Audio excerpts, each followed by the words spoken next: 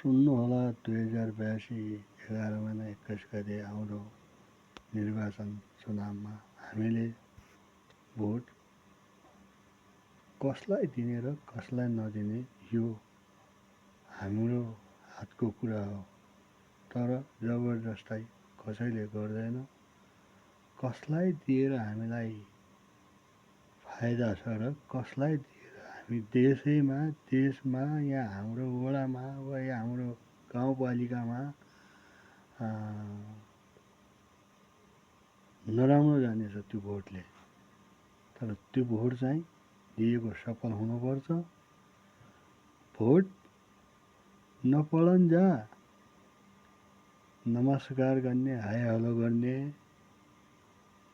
चिन्छु भन्ने, राम्ररी चिन्छु हजुर भन्ने, भोट पढिसकेपछि हामी चिन्दैनौँ को हो के हो भएको कुरा पनि चाहिँ नमिलाइदिने, गलत ठाउँमा लगिदिने यस्ता गतिविधि छन् हेर्नुहोस् नेपालमा।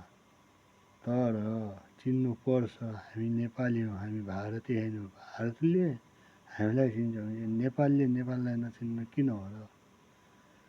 तर यस्ता कुराहरूमा ख्याल गर्नैपर्छ। नेपालका नेताले या नेपालका प्रधानमन्त्रीले या कुनैले पनि चिन्नु आवश्यक हुन्छ। भारतमा गएर गुलाम हुनु परेको छ।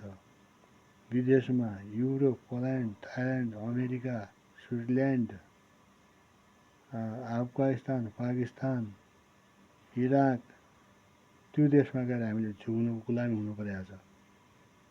तर गुलामीको कुरा रहेन यो। अबको आउने नयाँ युवा, नयाँ चुनाव, नयाँ गतिविधि 2082 11 महिनाको निर्वाचन चुनावमा केही सुधार होस्, हालेको भोट सफल होस्। हामीले नेपालका जनता बासिन्दाले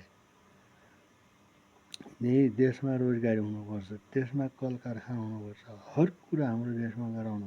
बाहिरको मान्छे पनि हाम्रो नेपाल देशमा भित्राउनुपर्छ नेताले, प्रधानमन्त्रीले।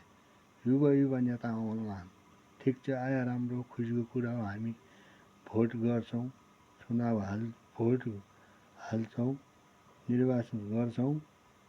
तर त्यो गरेको चुनावमा भोटमा हामीले सफल हुनुपर्छ। हाम्रो देश नेपालमा चाहिँ हुनैपर्छ।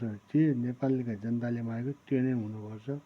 विदेश झुक्ने, विदेश गुलामी हुने, विदेशमा मरेर नेपाल लास आउने यो कताबी हुनु भयो। यहाँबाट भारत जाउँ नि त, विदेश जाउँ नि त, नेपालबाट लास यस्तो हुनुपर्छ।